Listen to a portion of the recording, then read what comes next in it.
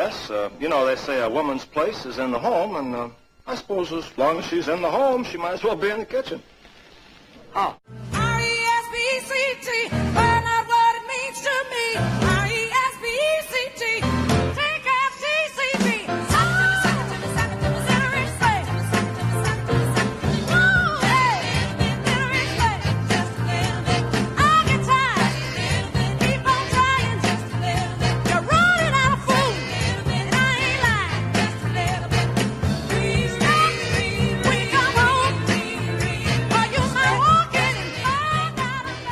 Good evening. Welcome to another episode of the Queen's Grapevine. This is your host, Wallingford Lee. Tonight in Grapevine, we want to talk about the women liberation movement back in the 60s. The amount of accomplishments and the rights that they gained only fighting to get it, and the ignorant behavior of male against women, not giving them the equality that they truly deserve. In these movements, you're going to have the opportunity to understand what a woman went through, whether she was white, black, or whatever other ethnicity group that she was. And we need to understand, more importantly, as men and as human beings, that a woman happens to be the mother of civilization. It gives us a great deal of pleasure, of course, to have our special guest who's going to sit here with us and talk a little bit about the movement and what it meant, where it came from, where we are today, and how we got there. I'm talking about my special guest, Ms. Miriam Jimenez, who happens to be the director of Afro-Latino Forum right here in New York City. Welcome to our program. Thank you. Thanks very much. It gives us a great deal of pleasure, of course, to have you, as we mentioned before, because we heard such magnificent and wonderful things about you. And it was hard to get you, but we got you, and I'm sure our viewing audience is going to enjoy every bit of the opportunity to work with you. How difficult it was for women, especially women of color or Latina back in the 60s?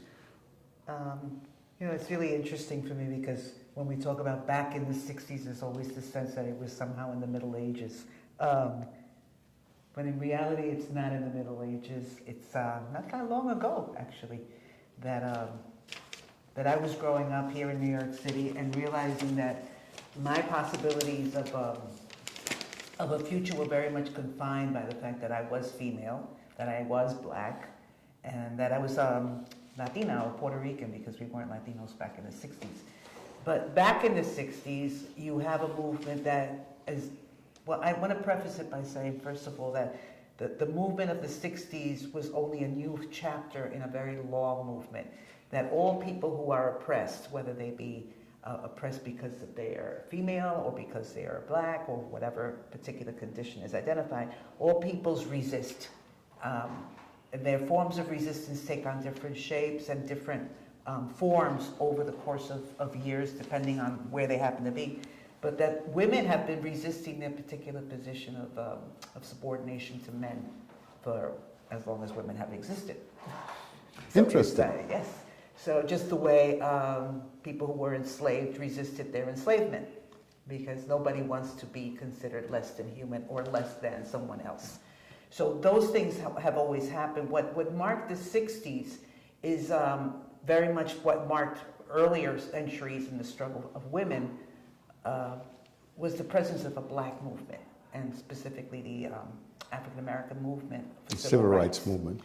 Now that linkage between race and gender has always existed as well here in the United States, so that, for example, the first women's convention that takes place in the United States, which was back in 1837, was a convention, an anti-slavery convention of women that very specifically referenced itself and connected itself to slavery. And so they saw the women's movement and the abolitionist movement as linked, because both concern issues of property and one's ability to control one's own body, freedom of movement, and all the other things that are contained in both struggles and which came together. So at that convention in 1837, they're already talking about the need for women to have equal rights to men. And in fact, if you read people like Angela Davis, for example, who wrote a book some 30 years ago, she talks about the often contradictory nature of the relationship between the abolitionist movement and the women's movement. And how at certain points the women, white women for the most part, the women put their own needs over and above those of black people, whether they be male or female. But those two linkages happened back then, and like I said, in the 19th century, and take place again during the civil rights movement. So they're linked, they're They're intertwined. linked. They're Yes, intertwined. absolutely, because ultimately these are human rights movements. And today we can talk about the same-sex marriage struggle, which is also linked to those. It is. So, for example, even the very coinage of the term sexism, which happens around the mid-60s, was taken from the notion of racism. So they coined the term sexism because prior to that nobody used that term. They coined the term sexism in reference to racism because they understand that the struggles are very similar. The links. Absolutely. I imagine it had to be a very difficult thing for women at that time. They had no control. They fought for these controls, and rightfully so, as you mentioned. Men dictated how to do things, and in their feeble mind, they figured a woman should be just a housewife, home, taking care of children, and not having the right to go out and work, and a woman should just bear a child as a man desire. And it was so wrong. It not only was wrong, it also prohibited a woman to have certain right as a human being and to understand that she has the right to make certain decisions about her body, about our ideas and stuff like that. And this led into what we would call the trash can movement, where a lot of women in the protests, they burned their bra, girdles, and stuff like that to express their need for freedom. Exactly, and rightfully so. Yeah. Well, yeah, the struggles, they've always had various steps, various stages, or various areas of focus and strategies that have been utilized to bring about the change that's being looked for. In the 1960s, well, one needs to be careful. For example, wife beating was perfectly legal until 1925. Nobody was punished for it or anything else. In the 1960s, that notion of women having being protected if they were faced by that thing comes up because, in fact, the law is there. Wife beating nationally is against the law, but wife beating is still taking place. It took place in the 1960s. It continues to take place today. It still continues, exactly. So the legalization, the enactment of laws that protect people does not necessarily mean that they are going to be enforced. And that, again, if we link it to the racial issue, we realize that what's going on in Baltimore wouldn't be going on if laws, in fact, were enforced the way they should be. So we have to be careful when we talk about the 60s and it's something that somehow we have accomplished what the women were struggling for in the 60s. The so-called bra burning, which really were very minor incidents, it just was more newsworthy than the other activities. A media catch. Yeah, sure. That was really a small part of the larger struggle, and you touched on the importance of the reproductive rights of women. So that the real focus was on how do you liberate, which part of the discourse of the 60s was women's liberation, how do you liberate women if they are still being reduced to the role of wife and mother? If their reproductive roles are the fundamental ones, then why is it that she has no control or say over her body and the way she uses it or not use it to reproduce? That is really a question of choice. So the main areas of focus that get defined in the 60s but become principal areas of struggle in the 70s were about birth control, contraceptive use, and the ability to control your reproductive process, and an abortion. That in the event that birth control, that contraceptive didn't function, or in the event that one had been the victim of rape or any other thing, but that the choice to terminate a pregnancy should be a woman's choice. It's her body. She should have her right. Exactly. It's ironic that we talk about these things. I remember back in the 60s, back in 67, when or 66, I think it might have been, certain clinics, I think the Jane Clinic in Chicago, which gave the woman the right, if they were pregnant, to terminate an abortion. A lot of men threw up their arm and they got very excited, but the reality is you have to think about certain women were raped and they had no rights. Some women were even raped by their husband because they were divorced or separated and the man just felt that authority. What is your feeling about something like that happened back then? And everyone seemed to think that there's so much progress have been made from the 60s to today. Yeah, well, There are so many examples of how much more needs to be done. For example, women still don't earn what men earned, and that was also an area of fundamental struggle around that period, that one should earn the same pay, the same work. We still, at this point, women earn 7 cents for every 10 cents that a man earns. So clearly we're not. And that there have been many ways, many strategies utilized by employers to justify the fact that they are not paying women that kind of money. And part of it has been linked to their reproduction, so that they'll argue that women are not as reliable as men because they may get pregnant. And so on the one hand, we hold up the notion of reproduction, of motherhood and all that as this supreme gift that one gives to civilization. And on the other hand, we punish women for doing precisely what they are being praised for. So it's put women in a real quandary, and often women themselves have been anti-feminist or anti-women's liberation because they felt that they really cannot get it all. That one way or the other, either you stay home and raise the children, or you do have full equality, but clearly the laws are not being enforced. There are strategies, again, that are being used to keep them in their place. Mm-hmm. And we still see that every day. And I'm bringing up the Same-Sex Marriage Act because many of the issues that have affected women back in the 60s and even to this day are also being addressed in this latest Supreme Court case, which is basically, is marriage about reproduction? Or is marriage about the union of two people in love or whatever reasons they have? But if reproduction is the fundamental role of women, certainly the women's movement has not reached the culmination of what that promise is. We are not being rewarded for reproduction, quite the contrary. So in other words, for all that women have been and they've fought for, we have not gotten to the plateau that is necessary yet. We have a longer way to go. Oh, absolutely, because ultimately it's not about conceding certain rights to women. It's acknowledging that women are as important and equal to any other member of society, that all of us are human beings, and we have a right to certain basic tenets. We have a right to employment, to health, to education, to anything, and it shouldn't be predicated on what our reproductive organs would suggest or what our physical appearance would suggest. So in the case of people of African descent or indigenous descent, their roles in the world and their potential for meeting their full contributions to society shouldn't be predicated on their physical appearance. I couldn't agree with you more. When we get back in the Queen's Grapevine, we're going to continue talking about the role of women from the 40s, 50s, and 60s and the accomplishment. Did they accomplish a lot?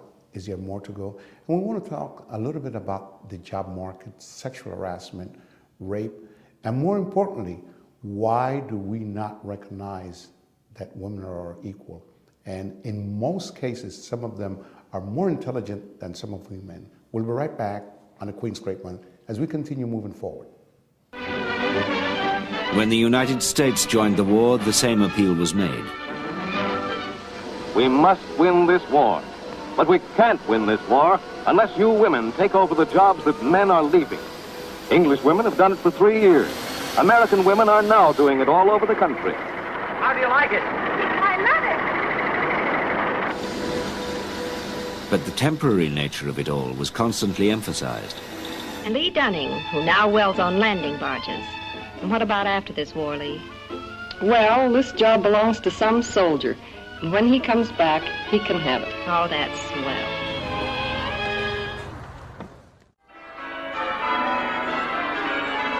In the 1940s and 50s, in the country which took so much pride in its progressiveness, there was a return to the idea that women were there to support men.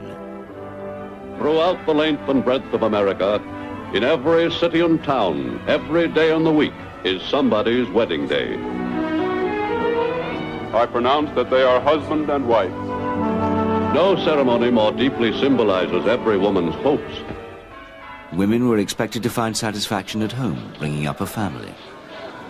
As I was growing up, I dreamed about Prince Charming. I did meet him. And I wanted to have a home and a family and a normal, average, ordinary life with children. And I really didn't have tremendous expectations. Films and advertisements on both sides of the Atlantic helped reinforce the stereotype, equating happiness with fulfillment at home. Difference if you're rich or poor, or if you're smart or dumb. A woman's place in this thought. In fact, a third of all American women worked outside the home. But in the 1950s, most were still restricted to low-paying menial jobs with no chance of becoming supervisors or managers. At the Southern Bell Phone Company, the management had a clear policy on what was appropriate for women. They could be operators, but go no higher. Lorena Weeks worked on a switchboard in Atlanta, Georgia. Telephone operators work around the clock, and I work split hours so that I could be with my children in the afternoon. I'd go to work at 11, get off at 2 in the afternoon, pick them up from school, feed them, and go back to work at 7 o'clock at night. That was hard. I worked 17 years before I had a half day for Christmas with my children. I'd watch these men, the switchmen, and work that I felt that I could do. And this meant so much more pay and better hours. And it was just type work that I would like to do too. Whatever education women had, or whatever their interests, the limits were the same. Dusty Rhodes graduated from college in 1950, but knew her childhood dream of being a pilot would never be realized. We had the national air races in Cleveland every year, and so aviation was very big in my life. And I had, up till I was in high school and found out from my father, you can't be an airline pilot, darling, they don't hire ladies. It broke my heart, but so I settled on being maybe a flight attendant, maybe a stewardess. And we're back here in the Queen's Grapevine talking about the women movement, the importance of it, and how some of it might have been piggybacked a little bit on the civil rights movement to Martin Luther King. They learned a lot from that movement, and more importantly, their rights, how they were dominated by men, and how men used the system to oppress and keep women down.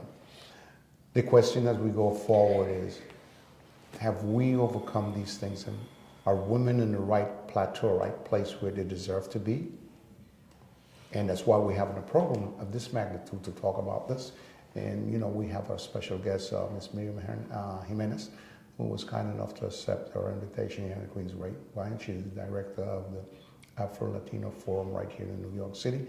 And we thank her so much because this is such a sensitive thing, and what better person to talk about this but somebody who's a professional and qualified in various areas. Have we done enough as men or as a society to overcome the housewife mentality for women, or are we still dancing through raindrops on that?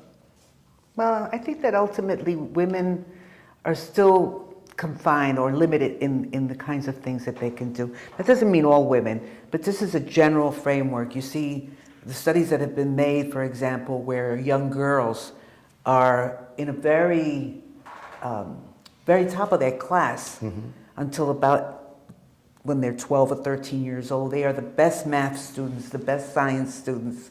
And then somewhere along the line, and by the time they're in high school, those grades drop.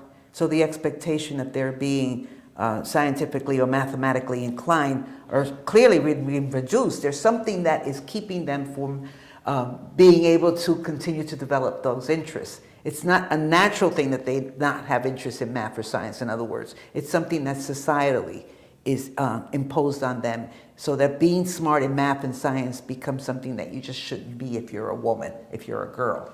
You should not compete with men because then you're not found attractive. So ultimately, I think that we're still in the point where one's attractiveness to men is a primary concern of parents. And that it's not just parents, but the media and everything else promotes this image of women as being the decorative aspect of a household, that her main goal should be marriage and children, and that prior to marriage, her main goal should be attracting male attention or female attention if they're concerned, if their sexual orientation happens to be another one. But one's attractiveness is always placed in a high regard, and that places a lot of pressure on women, and I think particularly on women who don't meet that idealized standard, which or whatever is that criteria might be. So Exactly. good. It brings us right back to the other part, the sexist part. How about the desire of men to looking at the so-called perfect body of a woman and not paying attention to, I would say, the larger woman? Is that considered somewhat of a sexist behavior by men, or that type of staring at their upper bodies and stuff like that? Well, clearly it's sexist behavior, but I think that everything promotes that kind of behavior. We fetishize. Right now, I think it's very interesting, but also maybe in the last decade or 2 decades, there's been a real fetishizing of marriage, of the marriage ceremony, for example, and a real fetishizing of childhood, of giving birth. And it comes at the same time when those two aspects are also being criticized. So, again, there's that contradiction that you're being pushed to become a mother and pushed to have a wedding ceremony. And more often, these are things that you can't afford, that are really beyond your means, but you spend years saving the money for this one wedding, which is supposed to somehow almost guarantee that you're not going to go through the divorce process, which in fact, there are more divorces, 50% of marriages end up in divorce. So there are no guarantees with marriage. It's almost as though the more money you throw at a ceremony, the greater your chances are of remaining married. But there is a form of commodification of all these activities. Like most things in our society, they have price tags, and the more you spend, the greater your love for so the dime. All these acronyms that ultimately don't change the status of women. What they do is they place her in a continually traditional role of being wife and being mother. It's a society thing that continue always to happen, obviously. As we move forward, let's talk a little bit in terms of, what happened in the 40s and 60s, because you are very well read and educated. What do you think, or who are some of the women that you admire back then and those that you admire today, just basically because of all what the movement have created and the accomplishment of the movements? There are many women. In the 60s, I suppose probably one of the women I admire most was Ella Baker.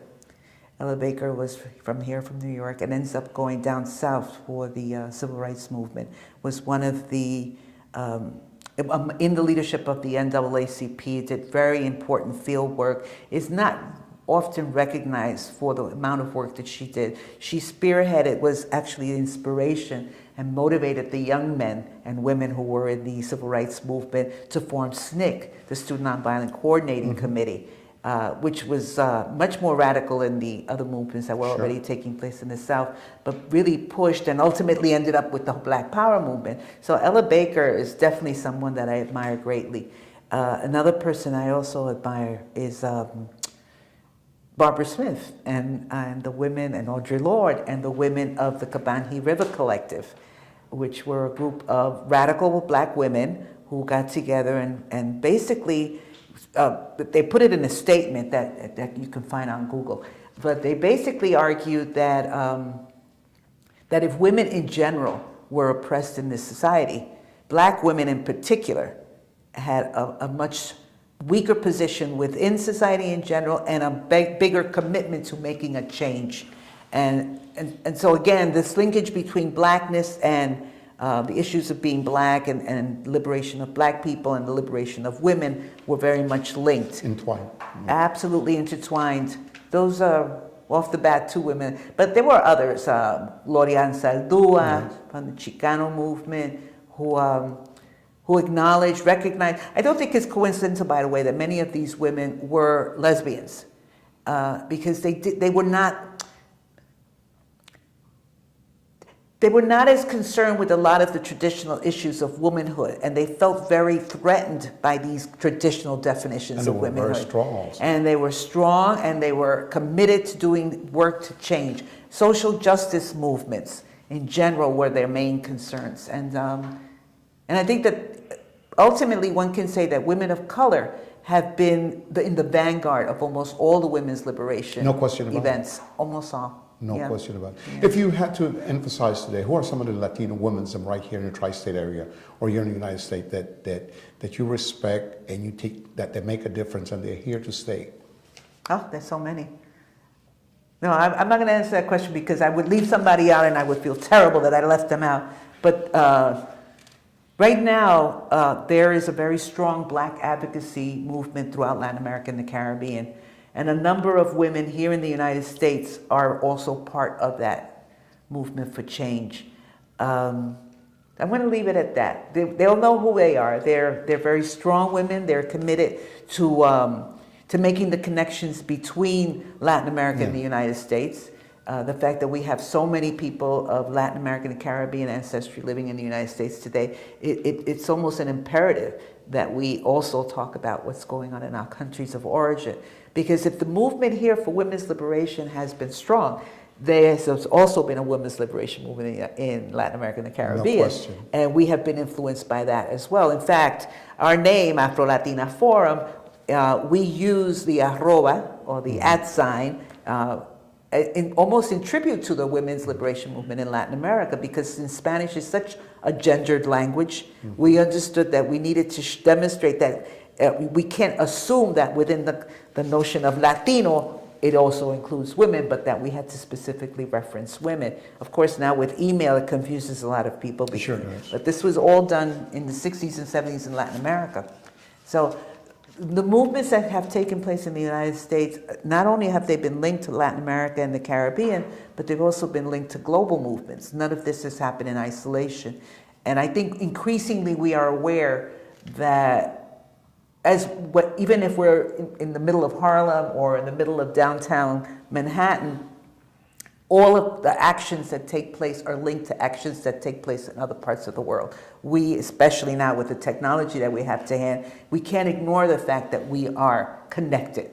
No question about it. And that strong note, I want to take the opportunity on behalf of the family of the Grapevine to thank you so much for being our special guest, and more importantly, bringing out all these important things, and that means a lot to the community and to the youngsters watching this program who might not understand the things that took place in the 60s, how we got to where we are, the great opportunities that they have. We don't have words. Thank you for your input. Well, thank you very much for having me here. Good night. And again, this is Wallingford Lee saying good night for the Queens of Grapevine, and I'm saying to you, we hope that this program has been educational to you and that you have enjoyed. There's so many good things in that woman have accomplished that it would take a program more than a half an hour for me or any guest to bring out all the wonderful thing and tradition and important things in that woman have accomplished in this world. And don't forget that you're the mother of civilization. And again, this is Wallingford Lee saying good night for the Queen's Grapevine. And thank you. Yes, they say a woman's place is in the home, and I suppose as long as she's in the home, she might as well be in the kitchen. Huh.